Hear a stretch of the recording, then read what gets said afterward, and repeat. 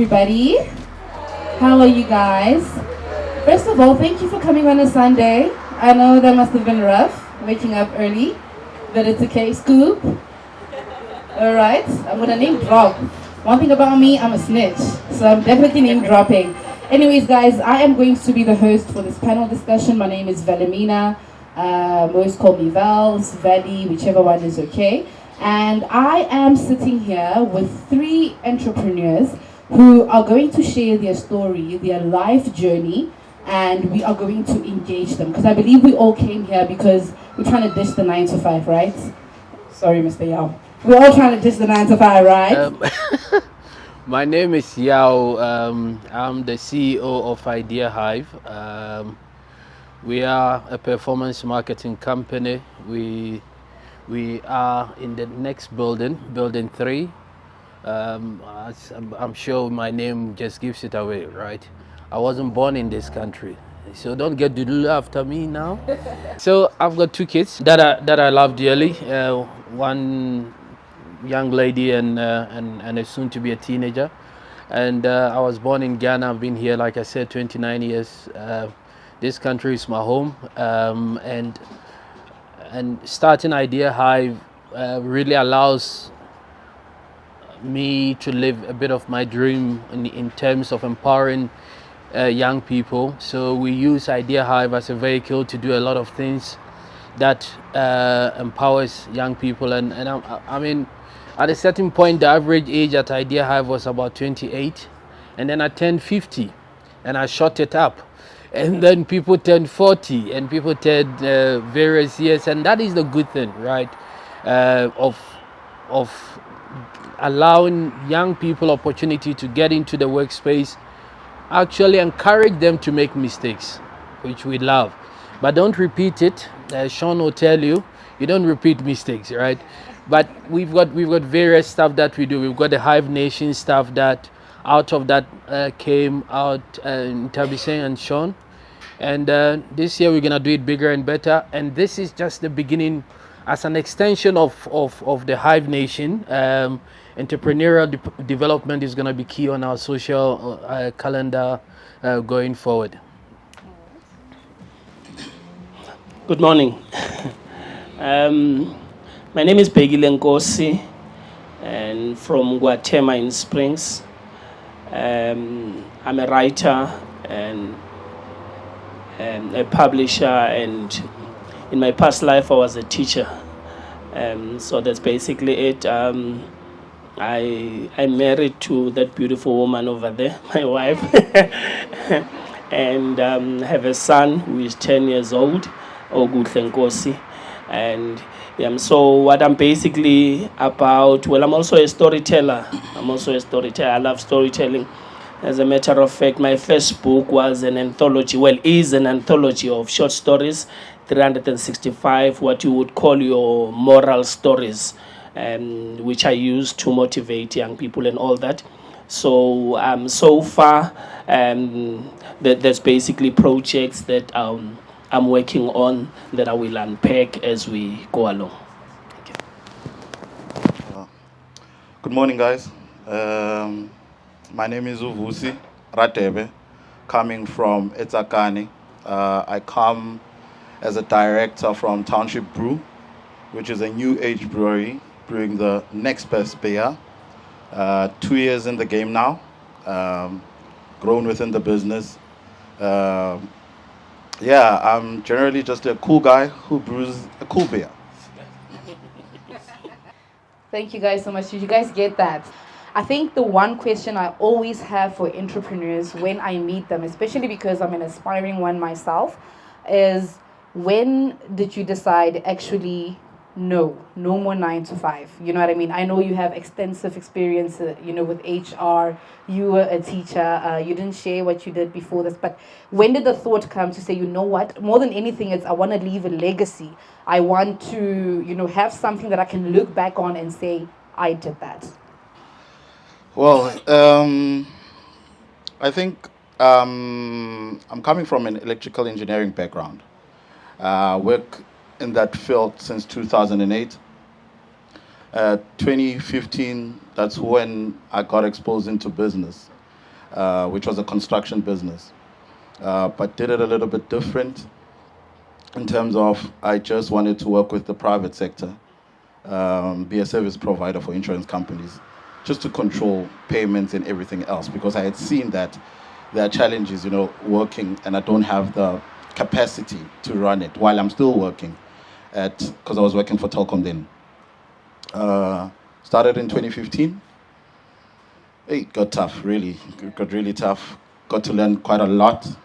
And then I think it went well up until it reached a point where did not make any sense anymore. But I had seen what had made it not to make sense. And then, while still working for Telkom, the idea of brewing a beer came. And that changed everything, because that meant a total different business from what I was accustomed to. And in 2019, that's when we started to research more about the beer, trying to get more information, because we just did not want to make a white label beer. We really wanted to start a brewery. So in 2019 we started. The entire 2019 was a learning process. 2020 we launched, and that's when the lockdown hit as well.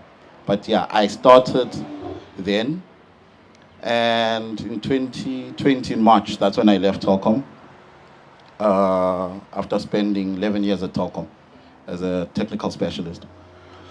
But just moving towards a totally different business, which is just brewing and growing a brand, 44 Premium Lager. Yeah. Right. And I'm sorry, just before you pass the mic, I think 2020 was a hard time for everyone. And I just want to hear, how did you get past through that, especially considering that you had just launched? It was tricky. I mean, 2019, we worked so hard in terms of creating the recipe, because we believe so much. I'm a director at Township Brew with Machodem Caesar. We believe so much in owning everything in terms of the value chain of creating the beer, bit by bit. So the first step was for us to own the recipe. So working on the recipe in 2019, all year out, and then launching, and then lockdown hit literally a month after we launched. Was really tough. And I remember when Machore called me in the morning and we were like, what's going to happen now? And we said, when there's trouble lies opportunity. And we really kept it together, and we thought of ways of surviving during lockdown. We were not selling alcohol because it had direct impact on us. Number two, we had alcohol in fermenting tanks, meaning, remember the first lockdown, we could not even go to work. Meaning there was a risk of losing that alcohol, being flushed. And that was our first investment. We had 500 liters in the tank. It was really tough, but what we decided then was to be strong on social media. And we saw opportunity on social media. So social media kept us alive, because everybody was on phone, and it meant that even big brands could not advertise, they could not sell. So that's when we saw opportunity, that let's rather try and convince people with 44, but do it in a different way by creating a lifestyle out of it. So 44 Premium Lager, as you see it there, is a lifestyle beer. So what we did was to create merchandise then. Create t-shirts, create jackets, create caps, and started selling them. But that also gave us a bit of money to survive through lockdown.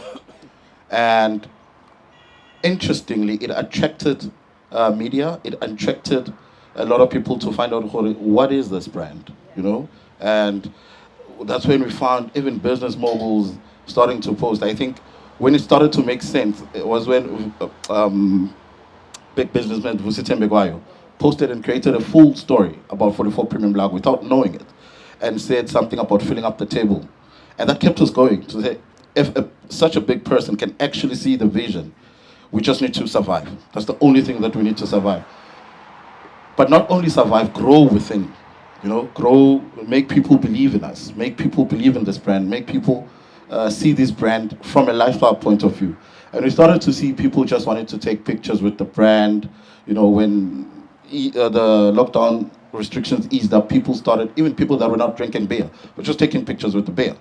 But also one of the key things that we did, we started to have difficult conversations around alcohol. One of the big ones was that the role that alcohol plays in gender-based violence, which was something that was totally different from what big business was doing.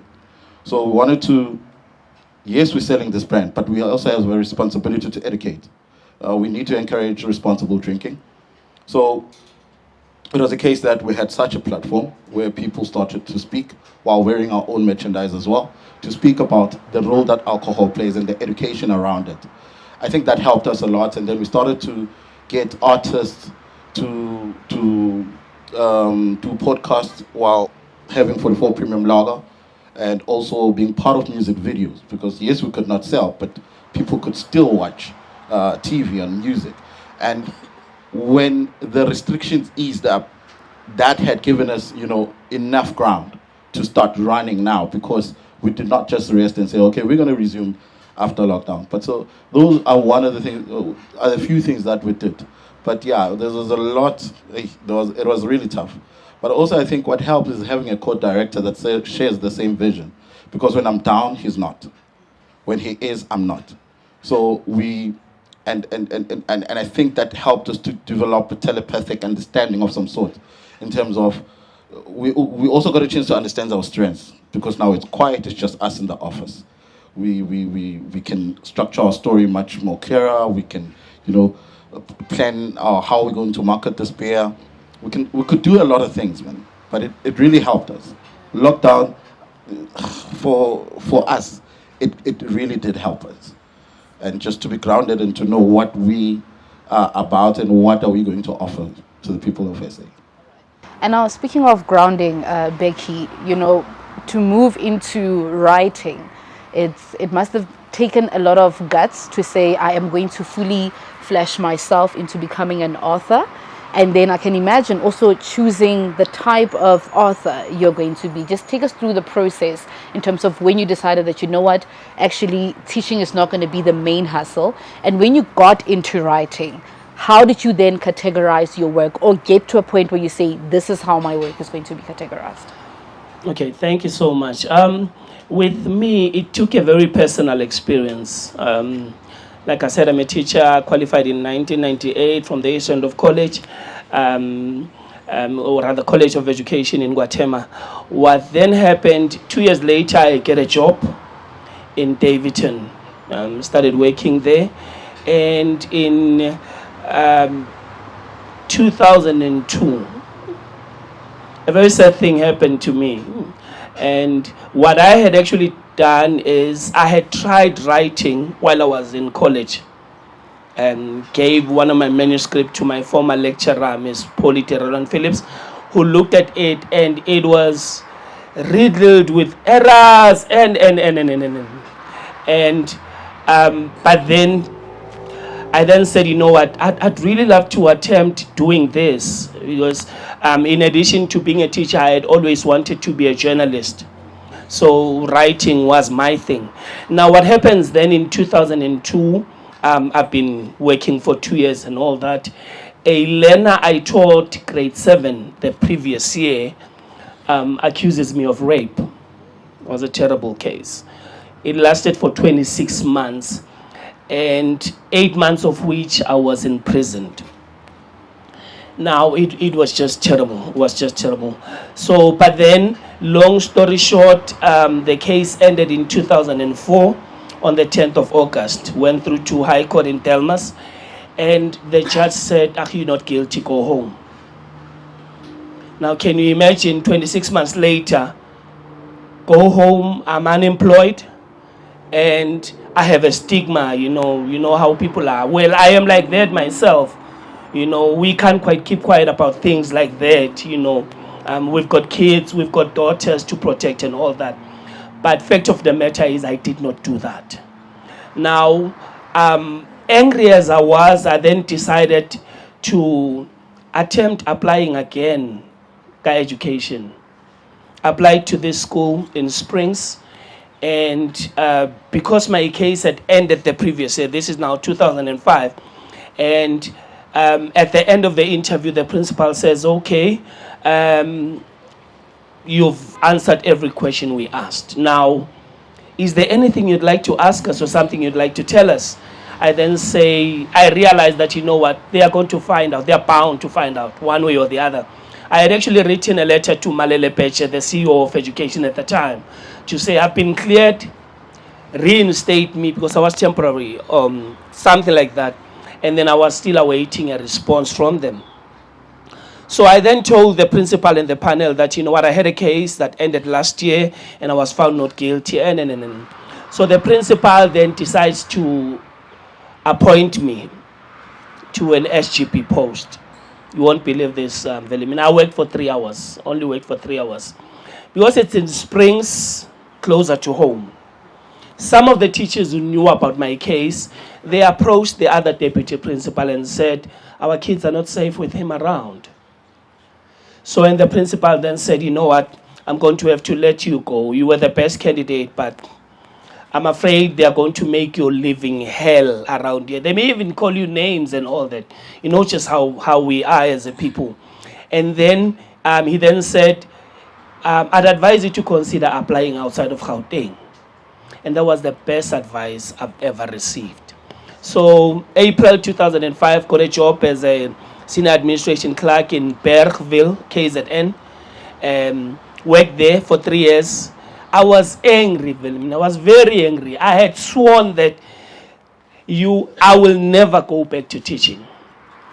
But hey, 4 years later or so, I found myself going back to teaching. Started working there. But while I worked in the Department of Water Affairs, this one day I sat in front of my PC and started writing about everything that happened. You know, dates and all. I wrote everything that happened.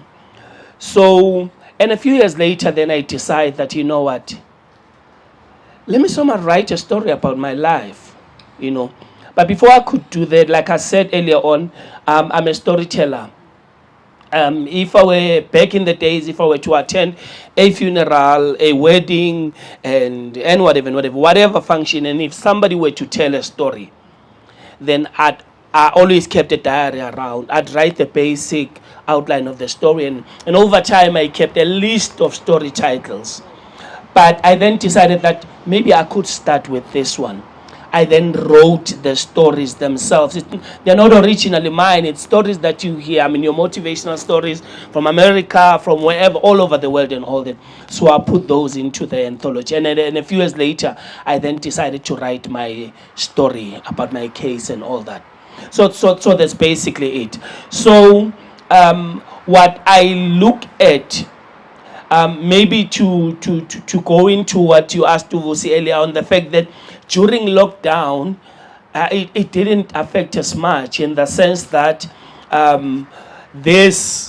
you can somewhat do publishing while you are a teacher, you know, in the sense that somebody submit their works, you go through it, or you schedule interviews with them, and from time to time you interview them so that at the end of the day you have the information, because what informs the book would be what information do I actually have. Yeah, so at this particular point in time, what we are looking at, I have published somewhat 3 anthologies of poetry from 3 different writers and all that.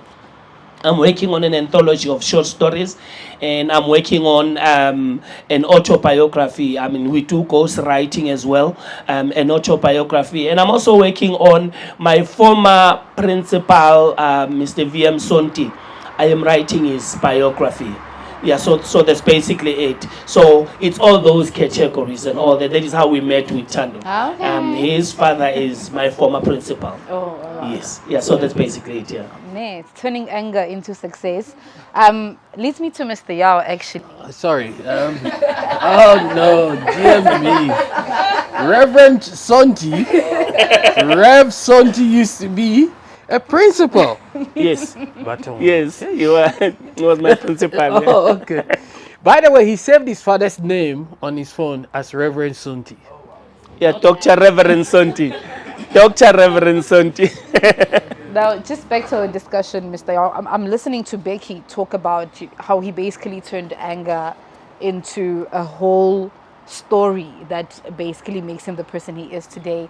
I'm particularly interested in at least the 2 years before Idea Hive became what it is today. I know you've shared the story before, but for me, I want you to touch more on hope, being persistent, and doing what you can with what you have. Thanks. Uh, so from our point of view, I mean, it's well documented. I live on faith, on hope, on perseverance, on patience, with a touch of craziness, right? So crazy is a big thing.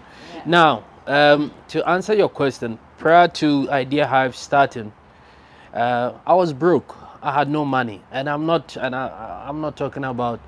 I'm just a little broke. I'm gonna go to Beggy or I'm gonna go to Vusi and just get 500 nyana to maybe they're gonna kick me out of my house. Okay, no, I was broke. I had no money. I had lost my first business, and and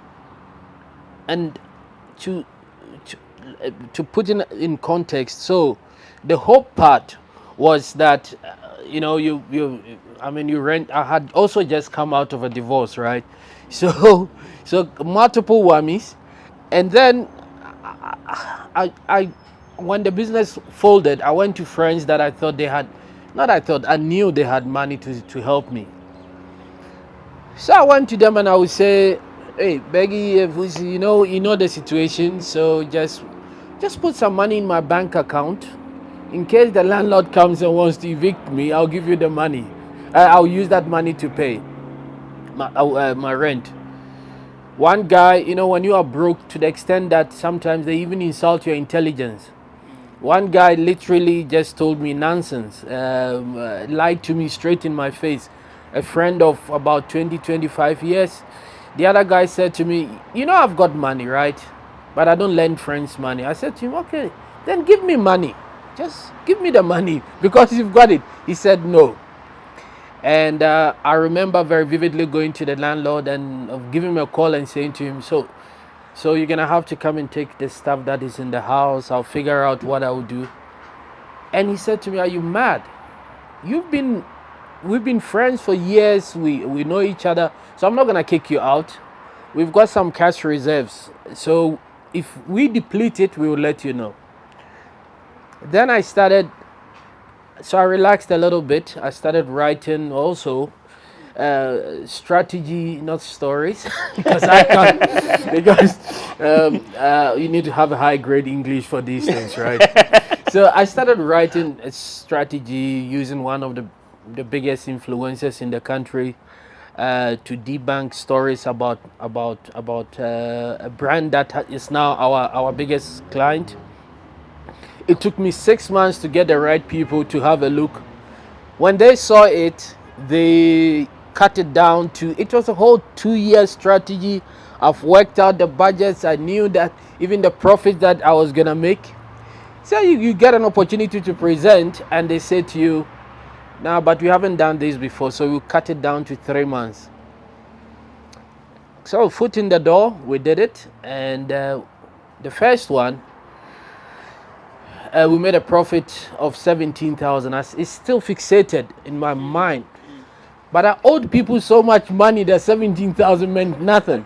So I'm coming to you and saying, you see, I owe you 4,000. Okay, sharp, I'll give you 1,000. You, 5,000, I'll give you. And funny enough, talking about patience, perseverance, and hope, everyone, none of these people, actually, none of them said we wanted our money. And then, talking about crazy, I hadn't had pizza in a very long time. Remember, I was broke, so I used to stay somewhere by Morris Arch.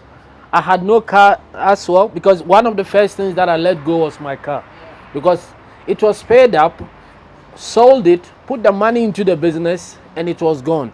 I dipped into because I was busy at that time doing some deal with a very big company that was coming on as a partner. I also dipped into my savings, my investment. I even fought with my financial advisor at that time. In 3 months, about 1.1 million rands just disappeared. It didn't, and I was gone. Anyway, then fast forward, we had this opportunity, and I remember one day, then the contract was extended by a further 6 months, which was good. The second year, we got a full-on brand ambassadorship role for this particular individual.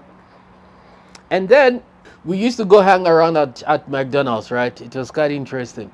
We just used to go and sit there and enjoy. We had nothing to do. As long as we would just make a name, we coming to see Tando, and then we'll go hang around there.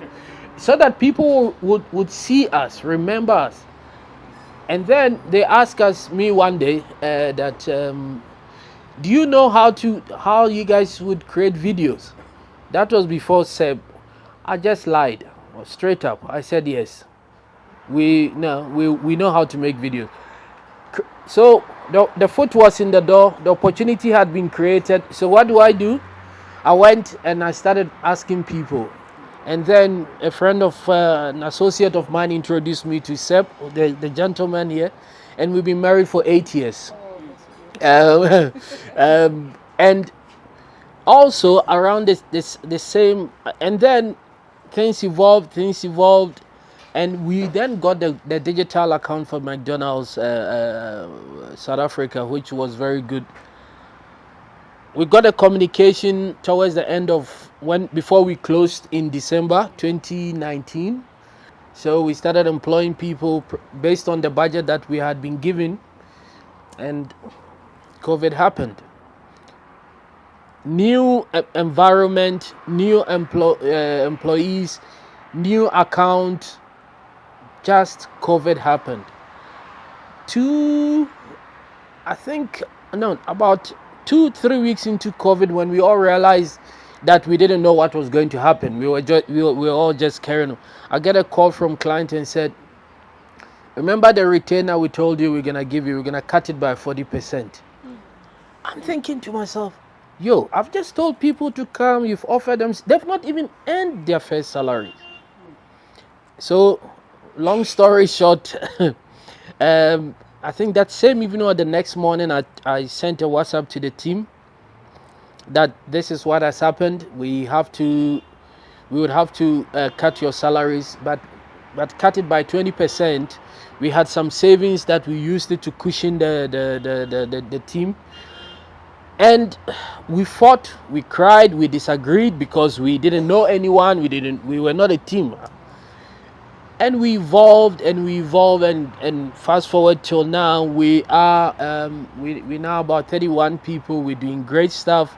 We've just won our second award actually. The first one we were bronze. We won bronze, but now within the McDonald's table in Middle East and the rest of the continent, for the first 6 months of the year, we won the Creative Effectiveness Award. So that the team, Velemina, Refule, Tando Sonti, and all the people that are here played a big role in doing that. But to close off, what I'm going to say, all of you want to aspire to be entrepreneurs. It's a jungle. It's nasty. These gentlemen are sitting here, they're making it sound so easy. They're not telling you the truth. It's a jungle out there. Like Vusi nonchalantly said, we were okay in COVID, the lockdown. He didn't tell you what they had to do. I've just seen him now. What triggered them? For many of us, we would have gone and sat between the corners, closed the shop, and go home and cry. But you make a determination, you make a contract with yourself. All of us did. Same goes for Beggy. Would have said, I'm going to look for this young lady and I'm going to deal with her. Okay? It wouldn't have helped. Vusi would have folded. I would have folded and said to McDonald's, listen, it's bad. Let's close shop now, right? It's a jungle. You have to persevere. You have to stick to your plan. Be sniper. Like, you know how the snipers shoot you before you die? They get that little stuff. I don't know what they call it. That little, it's round, but it goes like squarish. And then they aim at it and they know they're going to shoot you, right? If they miss, they reset. These two gentlemen, including myself, we missed at a certain point, but we reset. You didn't go and just fold and cry and, okay, my mom is dead, so I couldn't have gone back to her. And she's buried in Ghana, so I couldn't go to her grave as well to cry, right? But you have to understand that this journey is rough. You see, it's not an easy journey. What you have to do, when you set your purpose, no one said the earth is not flat. So you're not going to run straight through it. Even now, we still have to juggle a few things, ensure that the books are balanced, ensure that there is money for salaries, ensure that the team is motivated. So when you hit your first snag, don't run away. Consult. Always get the right people around you. It could be family, it could be friends, it could be associates. Those that are not bringing value to your life, cut them off. Because even your own people will tell you, why don't you go find a job? This thing is not working. You have to be steadfast. Thank you. Can we have a round of applause? I don't know if you guys have any questions. They don't have to be directly related with what they do in their respective industries, but it can just be about what motivated you to wake up during lockdown when alcohol was completely banned, you know what I mean? What motivated you to come back to Gauteng after you have been shamed by your own community? And what motivated you to say, you know what, I want to have pizza one more time? Do I have any questions from the audience? Ref, I think you can just facilitate that. Very inspiring stories. You know, it comes from 3 different backgrounds where there were a lot of challenges. And you've persevered to be where you are at the moment. My question in it is, at the moment, with your current challenges and your current struggles, what is it that you are doing to assist the current youth unemployment? Because that's a huge challenge in South Africa. As much as y'all have spoken about Hive Nation, you know, what barriers are you breaking within your entrepreneurial journey to assist youth unemployment? As Township Brew, we've always believed in collaborations. First, we collaborated with neighboring companies from our own community. The first video ad that we had was done by a youth group, and we've used that as part of our ad on our socials. The people that we employ as well is a youth. From activations, when we do brand activations, the photographers, everything that we've done has been shared with those that are around us. Even when starting and brainstorming around the look and feel of the bear, creating this look meant that we wanted to work with a graphic designer that was from where we're coming from. So our growth speaks directly to the youth. When we grow, it's directly proportional to the numbers that we'll be employing, from production to marketing to distribution. So we've played our part in that way, and we are inspired also to grow and play it in a bigger scale. Okay, thank you so much for that question. But can I perhaps start here quickly? A very short story of a doctor who was planning a 15-year birthday for his son. Because he had been away for quite some time, he then said, let me summer treat my boy. And he was a qualified doctor. He then invited some of his friends and said to them, I would like for you to bring gifts for my son, but I'll offer you an opportunity to say a few words before you present your gifts. So they then came, another doctor came, he had a stethoscope, and he then wished him well and then presented him with a stethoscope. And a pastor came and presented him with a Bible. And another guy came, he had a nail remover, iamur, a nail remover. And everybody was like, what now? Nail remover for what? He then said to the boy, the reason why I'm giving you this nail remover is because once in a while in your life, you're going to be faced with a situation where when you have built, you have to tear down. Because somewhere, somehow, that line is not straight. That nail was not properly put in and all that. Somewhere, somehow, you're going to be faced with a situation where you have to tear down and start afresh. So I want to add to what the CEO has said, that you must never be ashamed to start again.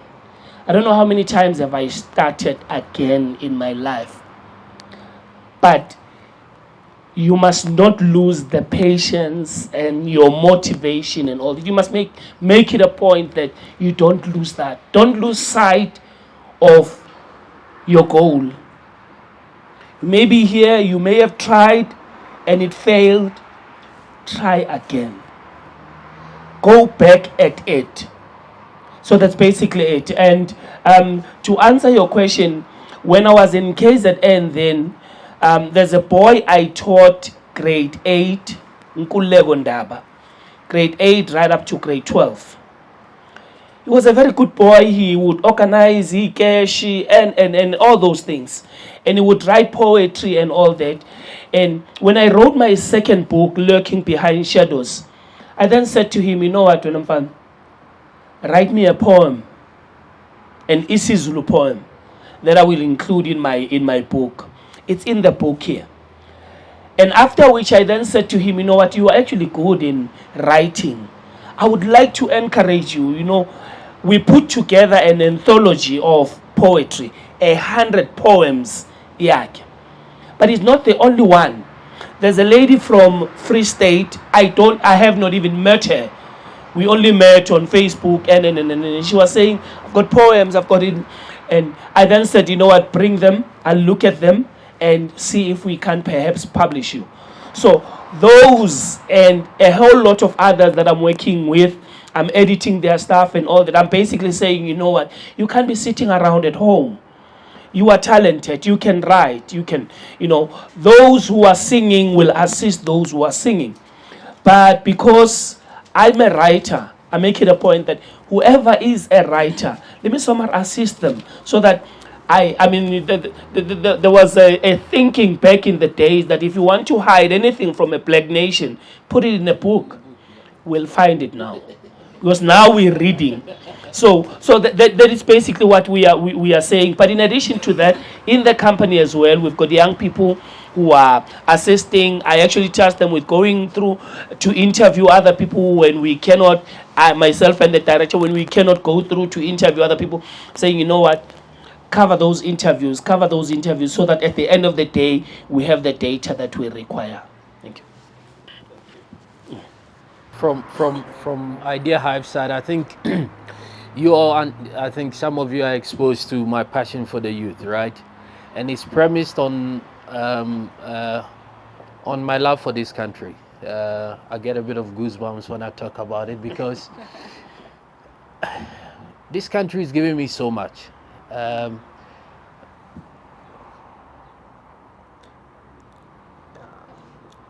It's giving me a lot. And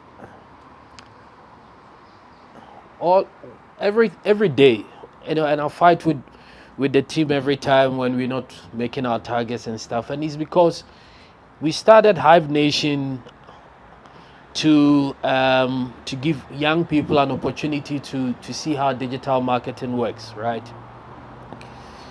And out of that, we had we and okay, we started an internship program, and then we started the Hive Nation. We didn't wait to have money to do it. I said, you know what? If we're not gonna invest in, if we can do things with our infrastructure without investing in extra, we'll put that money into youth development. And we brought in young people. There was a young man that was here for a little while, and he left. And then there was Mark, there was Beggy, and we brought in. We started Hive Nation last year, and I'm so proud to say that, looking at Intervisen and Sean here, who were one of the first recipients of this opportunity. And they didn't we didn't employ them. They came, I think there were about 8 or 10 people, but they took the opportunity. Talking about getting your foot in the door. Of the whole group, they were the people that really applied themselves, and they were always on our radar. And now here we are. They are sitting a few months later. They're part of the Idea Hive team. This year we're gonna do it again. And we go out, when we go out to employ people, we're quite deliberate about it. You know, the two gentlemen have indicated that you just don't, these things that you have to persevere, you have to be deliberate, you have to have the patience as well. And so when we go out to go look for people, we deliberate about young people that we want them into the business. Because to me and to us, if even, and I say this to my leadership team every time, even if they don't stay with Idea Hive forever and they go to other places like some of them have gone, we would have contributed to the socio-economic transformation of this country through skills development. Those are the things that get me excited. And if you do that, this labor, what do you call it? You get reward out of that. And the team is not here, but I mean, we've got very young team, and we'll continue doing that. We will be deliberate about how do we do that, and we'll partner with companies that share the same with value system as we do. All right, thank you. There are no more questions here. All right.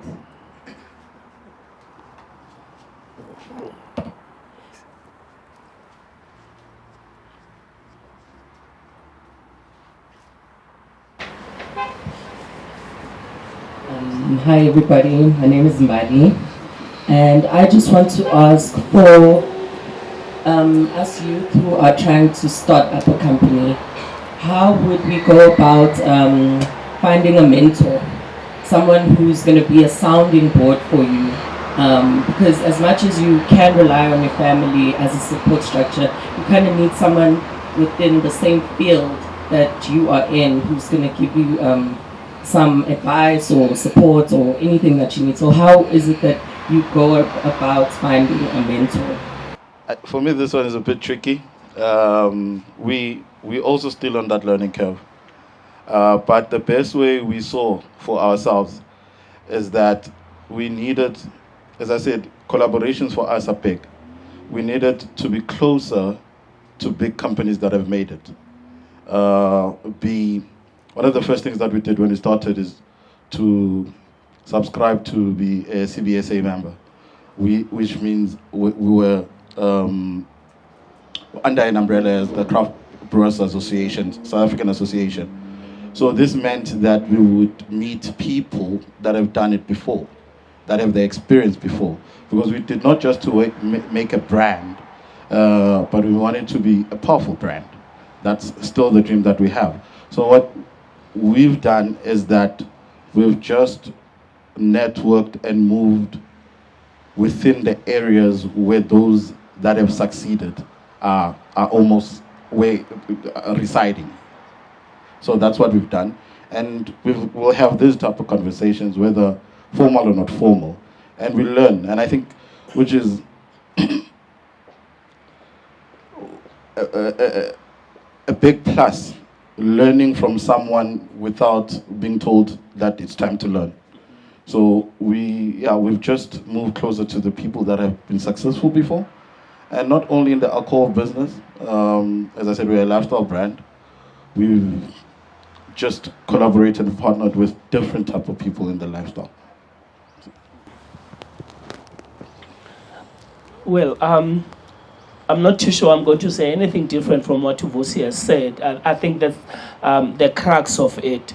With me, when I wrote the storyteller, two of my friends who are late now, Sipom Nyagene and his younger brother, Obuti Nyagene, who unfortunately died of COVID in 2020.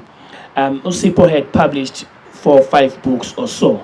Ubuti had Soma published 2 books. So I actually learned from them and all that. But then since then, because it's actually difficult, the question you're asking is a very legitimate one. I mean, it's very difficult to start when you don't know where to go and all that.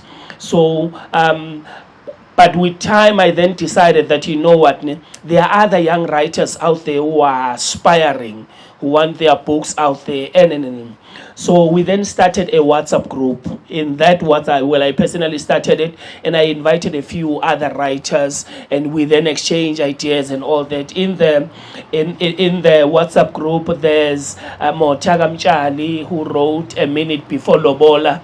If you can Google it, there's Neo Mabileta, who wrote 4 or 5 books or so. Neo Mabileta is from Soweto, and a few others. So there, we are able to mentor each other, to mentor all these young and upcoming writers and all that. But what Vusi is saying is very true.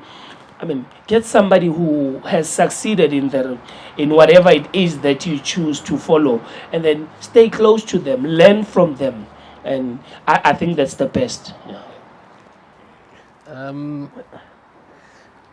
Thank you. I tend to agree with my fellow panelists. Even as we speak now, I still consult other CEOs. If you are making hundreds, you must look at someone who's making thousands, who leads 1,000 plus business. If you're making millions, you look for someone who is doing billions end and end. Life is a constant journey of learning, and you have to keep on looking for people. And business is business, right? You don't have to look for people in the same industry. Yes. Okay. So if you look at Beggy, he sells airtime. He doesn't sell books. His time, he sits there behind his computer, ignores the family. I'm sure the wife sometimes says, "Come and eat." He ignores the family, and he starts hitting the notes, writing stuff. Most of the times he knows where he's probably going. Most of the times he writes them and goes back and he will craft them. If you look at Vusi, he actually buys raw materials and convert them into this beautiful beer that is in front of us, or buys a normal cap and brands them into a lifestyle brand, right? And it goes like that. So the same goes for us. We sell airtime as well. We convert all the time that we use to create, to do creative, to create strategy, to create video content. It comes from a piece of a group of people sitting in a room somewhere brainstorming, and out of that will come the video that Seb is gonna give us, right? So business is very simple. It's complicated but simple. Find someone who you could trust, who's got first and foremost value system and shares your dream with you. Not someone that when you make one mistake bashes you, doesn't have time for you and stuff like that, right? We all always learn. I mean, we have changed our strategy a little bit. We are gonna change it anyway. But when I met this CEO and he asked me, "So what is holding you back?" I said, "I think it's time." When I said I think it's time, is because I was a bit apprehensive. And he said, you've got two options. If you're not happy with the strategy, drop it. If you're happy with it, implement it. What is holding you back? And that has made a fundamental difference. And that is where you see why you see them, they're so successful, right? I'm holding on to an idea that I have. And he's saying, but what is holding you back? Either you drop it or you go with it. And so that is how it goes. So always find someone. And I've got people on speed dial. I'm stuck. What do you think? Because this journey is a very lonely journey. When you're making money, it's lonely. Unless you go buy crowd, which I'll ask you not to. Don't rent a crowd. Or when you're not making money, it's even worse. When you hit your successes, you don't know who you must talk to. If you're not careful, you bring people into your life that you don't want to bring them into. So find people that are available, that share these dreams with you and can encourage and inspire you. But the takeout here is that life is a continuous journey of learning, and you must never stop learning. All right. All right, thank you. I see a hand. Not Tando, please.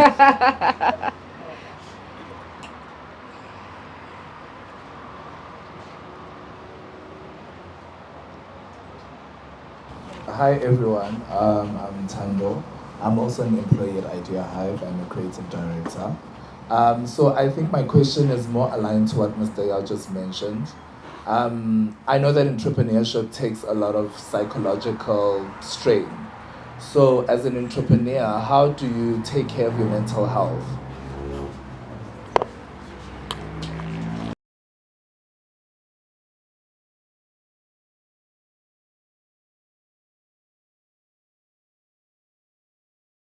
About my personal challenges with mental health, right? When we started this journey, it was brutal. Cognizant of what I had been through with my friends and some of my family members completely just discarding me, because when you broke, people think it's a virus. They think when they come to you, they're also gonna get it. So when you phone them, they'll tell you, call back tomorrow. Hey, they'll be very busy. Or because they will not pick your call. And if they answer your call, there will be some excuse.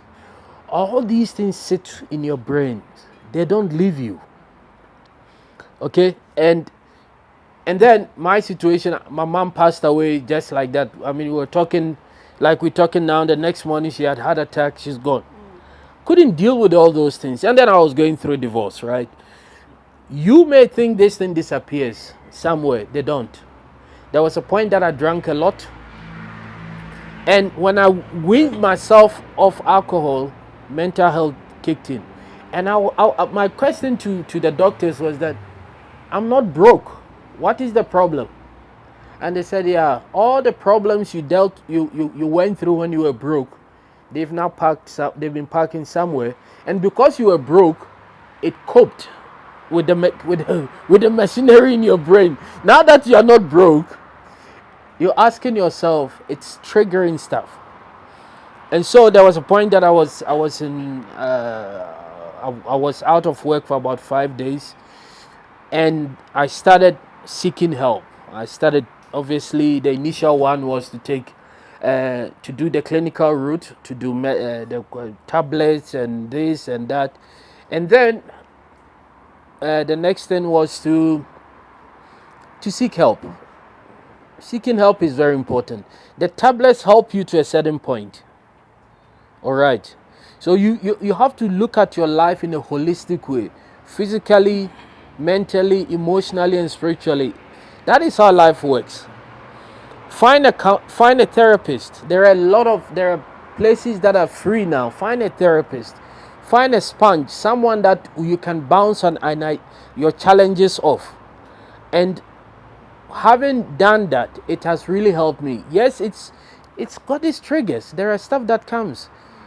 And also, you're making decisions that sometimes you don't know if you're making the right or wrong decisions. That in itself sits in your head. And these things, if you don't seek help, it will not go. it will hang around and hang around until it does the damage that it's supposed to do to you. And the damage, it is that the worst case is you probably will take your life. The best case is you lose everything that you've built for. You've taken your time to build, because you will revert to some sort of substance abuse, or you'll be so depressed that you wouldn't see the purpose of you doing this work. So the best thing, find professional help, get a sponge, someone that will help you, and also do other things that you love doing, excluding substance dependency. And Vusi touched on responsible drinking. I mean, you guys know I'm the king of parties. I like to party hard, but be responsible, right? And it's very important point that you've brought up, because no one is in your head to know what is going on in your head. You're the only one that lives in your head.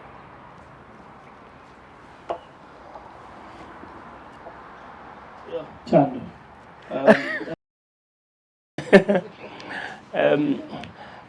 I think in addition to what you just said now, with the case I mentioned earlier on, my case and all that, Uvelimina mentioned the thing that how did I move away from it, I think what helped me more than anything was to forgive the past, to forgive the pain. What I did was in 2012, this was now 10 years later since the start of the case, we had a church conference in Davidton, closer to where the kid was staying. So I then said to one of my friends, you know what, there's somebody I want to see here. And he then said, who? I said, the kid that accused me of rape. She was now 21. I think she was 21, 22 or so. We walked right through to her house, and I called her. She hadn't seen me for 10 years, 10, 11 years or whatever. She was so surprised. I said to her, you know what, come, let's talk. We sat outside. I said to her, you know what, you almost cost me my life. You hurt me a lot. But I've forgiven you. It's in the past. It wasn't an easy decision. I realized that, you know what, if I hold on to whatever it is, the anger and everything, I wasn't going to get anywhere. So I decided, I consciously took a decision, and I think being in KZN and being in Bergville helped me. This, like I sat in front of my laptop and took out all my anger. And if you read my second book, took out all my anger and so with me, that is where it started. That is where it started, where I said, you know what, let me somehow forgive her. But I'll tell you why, before I pass the mic over to Uvusi, I'll tell you why I decided to forgive Evelemina, because I think it's very important. When my case happened, there were stories that the child may have been raped by a stepfather because her father had actually passed on. And there's also a colleague that I worked with who was adamant that I should actually go back to prison and whatever. I was using my mother's surname at the time. It was Mahlangu. And when I then thought back on it, I then said, but the very colleague who was adamant that I should go back to prison, at some stage he was using the Mahlangu surname. So I then said, could my case have been a case of mistaken identity? But in my heart, I asked myself a very important question. I said, but what if the child was actually raped by any man other than me? It cannot be right. It's unacceptable. So I then decided that, you know what, I will forgive her. When I went to her house, people ask, and why didn't you ask her, why did you pick on me and whatever? I then said, you know what, I didn't want to give her an opportunity to cook up a lame excuse and say, no, because in court, that is what they asked me. They asked me that, I mean, there's plenty of teachers. Why would the child pick on you? And I told them that I don't know. To this very day, I don't know. I don't know. And that is, if I may also say, that is what got me off the hook in court. Because the judge was saying, when I read the case record, the defendant sounded like an honest person. He was asked, why would the child pick on you? And he said he doesn't know. And when you don't know, you don't know. He could have said, maybe she hates me. Maybe whatever, all these reasons. But he said, I don't know. So basically what I'm basically saying is forgiveness helped me. In addition to all the other things of asking for help, and I decided to forgive her and say, you know what, it's in the past. Let me see if I can focus on my future. And being where I am happy that I decided to forgive her. Yes, I mean, can you imagine meeting me 12 years later and but what's happening to you? Oh, give me a peace. That kid who sent me to prison, whatever. No. I don't have any excuse whatsoever now. I had decided to forgive her. So going forward, whatever I do, wherever I get to, it'll be as a result of what I tried doing, not because of the past and all that. So forgiveness worked for me.